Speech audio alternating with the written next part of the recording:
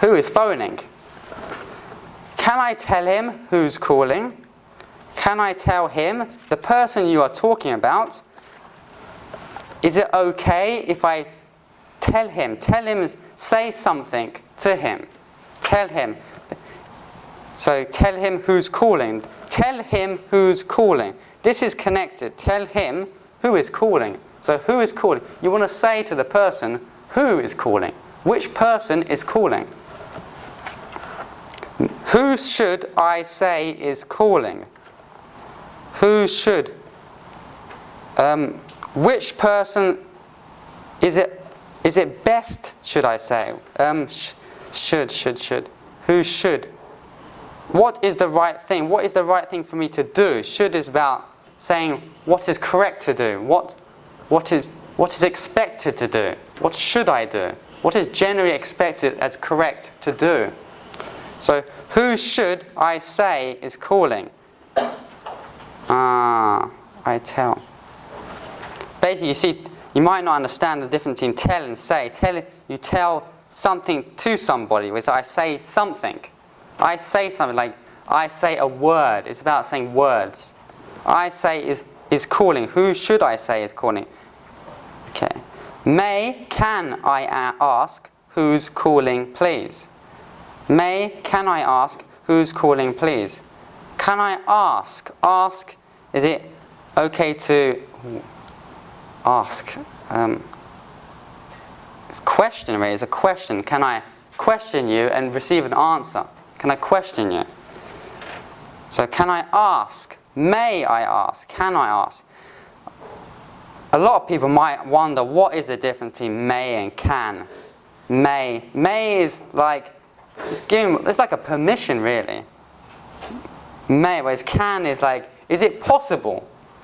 Even though they're used in the same way, you'll find sometimes that people find that can is like, is it something I can do? Nor is it, am I allowed to do, but is it something I can actually do? It's like, can I drink this water? I mean, I can drink this water. So I can actually drink it. Whereas, may I drink it? It's like permission. It's like, is it allowed? So it's like, can I lift this 200 kilogram weight? Well, I can't. But may I? Well, I can at least try. There's a difference in nuance. It's like, may is more about permission. Whereas can is about, can you actually do it? Is it possible to do it? Whereas they're used in the same way more and more these days, it still has this nuance, and you might still hear it in a joke. So, I mean, even though used in the same way, you might feel, but they're used in the same way, so what's the point remembering these kind of nuances? But you will find sometimes in jokes, someone might say, can you do that? If you didn't understand the nuance, you wouldn't understand what they're saying. No, can you do that? Am I allowed to do that? No, they're actually asking, can you do it? Is it possible to do that? So trying to remember these nuances is very important, especially in jokes, because they're used a lot in jokes. Okay. Okay, any questions? Okay. Which is online, trying to reach. Yeah, he can be reached during the day. Interesting, all on the line. Okay, so if you turn to page 31, midway down the page is Mitch is on another line right now. Another line. The one thing about another is people probably don't even realize when it is really blatant, it's really obvious that another is just like a combination of an other, whereas other. A lot of people, not native English speakers, make this mistake of using other and another in the wrong way. Whereas, if you think about it, other is other things, whereas another is just one other, an other. So if you remember that, you can use it probably quite easily. So, Mitch is on another line right now, on another line.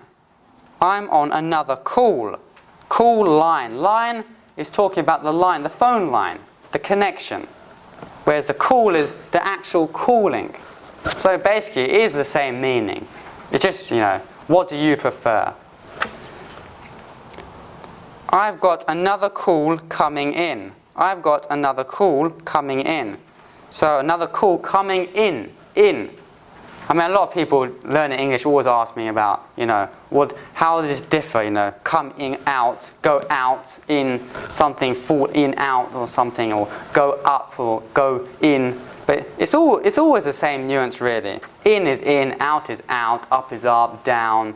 You always just have to think about the nuance. So connect the verb with the extra word, and it's quite easy to understand. If you're just trying to imagine it.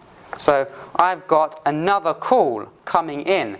So I have another call. Someone else is calling. So another person is calling. That's one thing. I have another call coming in. So it's coming in, and you might want to change. You might want to change the line so you can actually listen to this person. That's what it's suggesting. I've got someone on call waiting. I've got someone on call waiting. I've got these kind of sentences you have to be quite careful with. Basically, I've got someone on call waiting.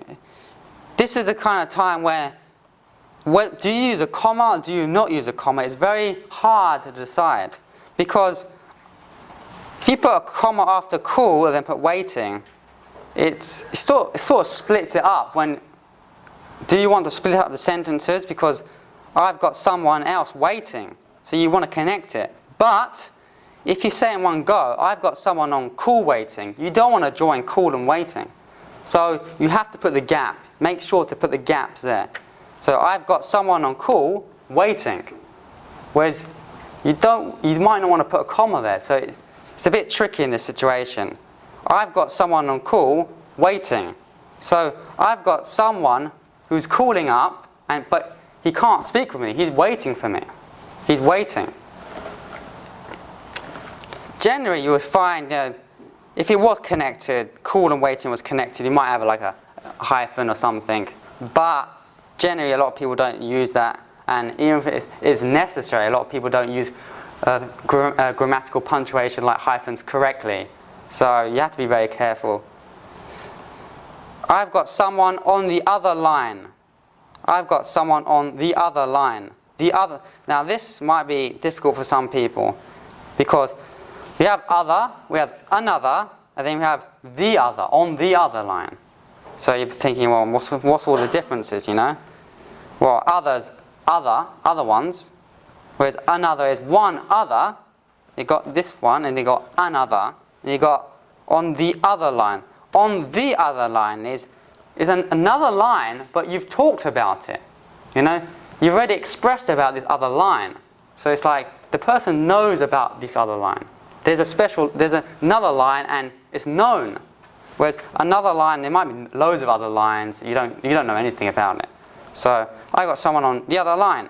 It's like saying, there's another line, and you know about it, and there's someone on it. So in reality, it's quite similar. You shouldn't really care about it too much, but just try to remember that small nuance.